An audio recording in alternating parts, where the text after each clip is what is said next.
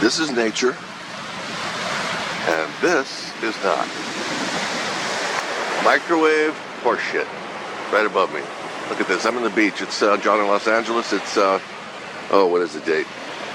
February 11th, 2021.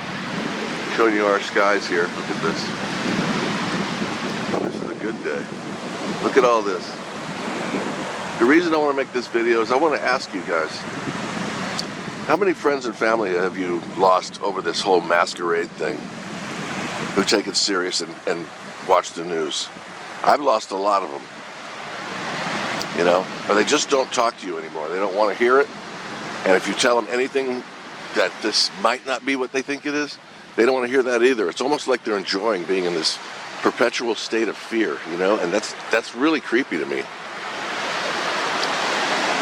I don't understand it. Why is it happening to some of us and not? Others see very clearly that this is not what we're told it is at all.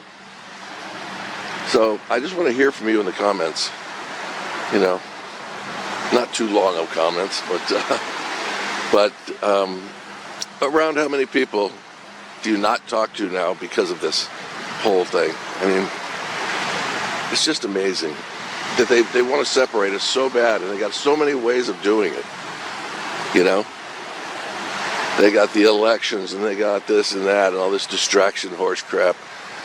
And speaking of which, the sky. But every distraction, but the only thing they don't tell you is what's going on in our skies. And that should tell you right there, they're not being honest, and we know that already. If you look up the Smith-Mundt Act, Smith and M-U-N-D-T Act, you can see that that was an act that was signed, and the news, I've told you this before, the news is allowed to make up stories.